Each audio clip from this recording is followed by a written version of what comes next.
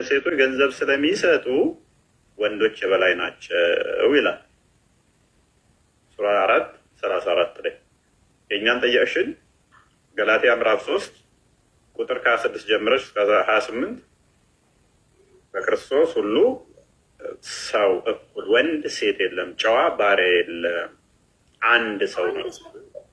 ወንድና ሴት አሁን አንድ እኮ ወንድና ሴት አንድ ነው ወይ ብዬ ነው ጠየቁት። አንድ የሚለው ምንድን ነው? እሱ እየነገርኩሽ እኮ ነው። እኔም ባሪያ፣ ጨዋ፣ ንጉስ፣ ጌታ አይ አዳምጪ የሚባል የለም። በክርስቶስ ሁላችን ሰው ነን። ከሌ እንዲህ ነው ከሌ እንዲህ የግሪክ ሰው እንትን ሰው የሚባል የለም። ሁላችን በክርስቶስ ምንድን ነው? ሰው ነን። በቃ ወንድ ሴት የሚባል እንደ እስልምናው ግን በጥላትሽ በቃ ሙናዬ ሙናዬ ሙናዬ ሙናዬ ሙናዬ ገላትያ 3:8 ሙናዬ ብዳት ይካበድ እኮ ነው። ጥያቄ ነው እየጠየቁ ሚየሽ ወንድና ሴት እኮ ለሴት ላይ አንተ ወንድ ነው ማን ነው አንደኛ ብለን የሚጠየቁ ቆዳ ሳይሽ ነው። እሺ ኦኬ ሎክ ከክርስቶስ ጋር አንድ ተሆኑ ቁጥር 28 አይሁዳዊ ወይንም የግሪክ ሰው የለም። በደንብ ጠያቄሽን በመጽሐፍ ቅዱስ ልመልስልሽ። አይሁዳዊ ወይንም የግሪክ ሰው የለም፣ ባሪያ ወይንም መጽሐፍ ቅዱስ አልጠየቁም። አንተ ነው ጠየቁ መጽሐፍ ቅዱስ። የእኔ መመሪያ ደግሞ መጽሐፍ ቅዱስ ነው። የኔ ቆንጆ፣ የኔ ውድ ተረጋጊ። ከራሴ ከኪሴ አልመልስም።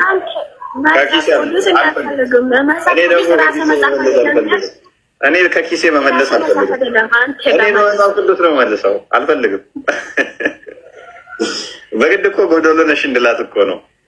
ሴት ልጅ ጎዶሎ ነች ግማሽ ነች ብዬ እንድላት እኮ ነው ከራሴ ማለት ነው። መጽሐፍ ቅዱስ እንደዛ ስለማይል አይሁዳዊ ወይንም የግሪክ ሰው የለም፣ ባሪያ ወይ አልፈልግም። ጎዶሎ ከሆነ ባራምና መሐመድ እንዴት ተገናኛል? አይ ፕሊስ አንዴ እስልምናው እኮ ነው ጎዶሎ ናት ያላት።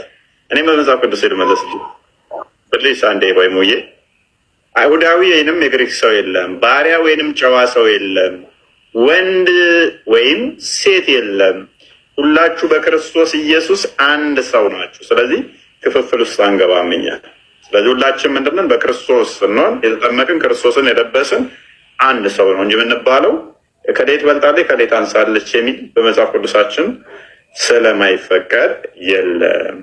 ስለዚህ ነገር ግን ከአካል ድክመት አንጻር ከሆነ በጉልበት ከሆነ ያ ወንድ ልጅ ይበልጣል በጉልበት። ምክንያቱም ወንድ ልጅ ሞሮፍ ታይም ሞሮፍ ሰውነቱ ምንድነው? መስል ነው። ሴት ልጅ ደግሞ ፋት ነች። ሴት ፋት ነች። ሰውነቷ ቢውልድ የተደረገው በፋት ነው፣ በስብ ነው። ወንድ ልጅ ደግሞ በጡንቻ ነው። ስለዚህ ጡንቻ ስላለው በጉልበት ወንድ ከሴት ይበልጣል። ይህንንም አንደኛ ጴጥሮስ ምዕራፍ 3 ላይ ስለሚናገረው ማለት ነው። ነገር ግን ቁርአኑ ጋር ስንሄድ ሱራ 4:34 ላይ ምን ይለናል? ከጭንቅላት አንጻር ሴት ልጅ ታንሳለች ብለን አናምንም እኛ። እኩል ከወንድ ጋር እኩል ነች ብለን ነው የምናምነው። በጉልበት ብታንስም እንኳን እዛው አንደኛ ጴጥሮስ ላይ ምዕራፍ 3 ላይ ያለው ላይ ሴቶች በአካል ደካማ ስለሆኑ ወንዶቹ አግዟቸው ተብለው ታዘናል ማለት ነው። ሴቶቹም በአካላቸው ደካማ ስለሆኑ እንድናግዛቸው ጸሎታችን እንኳን የሚያርግልን ሴቶቹን አግዘን አብረናቸው ጸሎት ስናደርግ ነው። እነሱን ንቀን ከኛ እኩል ጉልበት የላችሁም ብለን አቃለናቸው አይደለም። ነገር ግን ቁርአኑ እንደዚህ ይላል፣ ወንድ ወይ በሴቶች ላይ ቋሚ አሳዳሪዎች ናቸው። አላህ ከፊላቸውን በከፊሉ ላይ በማበላለጡ በማበላለጡ ወንዶች ከገንዘቦቻቸው ለሴቶች በመስጠታቸው ነው። ገንዘብ ገና ለገና ስለሚሰጥሽ እንደ አህያ ይገዛሻል ማለት ነው። በነገራችን ላይ አሁን ላይ ያላችሁ እህቶቼ አረብ ሀገር ለፍታችሁ ጥራችሁ አምጥታችሁ ጫት በዚህ ጋር ጥርሱን ያጀዘበውን እንትን ያለውን ወንድ እንደዚህ አይነቱን ገንዘብ አትላኩለት። ኤኒዌይስ ብቻ ምንድነው እሱ እናንተ ለፍታችሁ ነው እያስተዳደራችሁት ያላችሁ። ግን አላህ ምን ይላል? ገና ለገና ገንዘብ ስለሚሰጥሽ የአንቺ የበላይሽ ነው ይላል። ኦኬ ገንዘብ ለሴቶቻቸው በመስጠታቸው ነው። እሺ ገንዘብ በመስጠት ከሆነ ደግሞ ሙሐመድን ከድጃ ገንዘብ ትሰጠው ነበረ። ደሃ ሆኖ ነበረ እሷን ሲያገባት። እሷ ሀብታም ነበረች።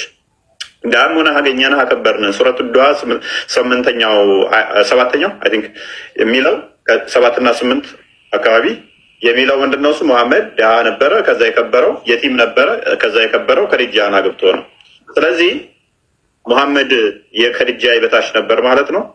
ገንዘብ በመስጠት አንዱ የሚበልጥ ከሆነ መልካሞቹ ሴቶች ታዛዦች ናቸው፣ ባስጠጓቸው ነገር ሩቁን ጠባቂዎች ናቸው። እነዚያንም አመፃቸውን የምትፈሩትን ገስጿቸው፣ በመኝታም ተለዩዋቸው፣ ምቷቸው። አህያ ራሱ ባይሆን ሰዓት አይመታም። ኤኒዌይስ እንደ እንስሳ ይገርፍሻል፣ ይደበድብሻል። ምክንያቱም አንቺ የበታች ነሽ። ቁጥር 20 ላይ አድርገው፣ እዚሁ ክፍል ላይ ቁጥር 20 ላይ አድርገው። ከፈለገ ደግሞ እንደዚህ ያደርግሻል፣ እንደ ቁራሌ ዕቃ ይቀይርሻል። በሚስትም ስፍራ ሚስትን ለመለወጥ ብትፈልጉ ለአንደኛይቱ ለምትፈታው ብለው በቅንፍ ከተውበታል። የለም እንደዛ ሚል። በሚስትም ስፍራ ሚስትን መለወጥ ለምትፈልጉ ለአንደኛይቱ ገንዘብን ብዙ ገንዘብን የሰጣችኋት ስትሆን አሁንም አትውሰዱ። ስለዚህ ገንዘብ ሰጥቶ አንቺን ከፈለገ እድሜሽ ገፋ ሲል በወጣት ሴት ሊቀይርሽ ይችላል። መፍቱ ነው ማለት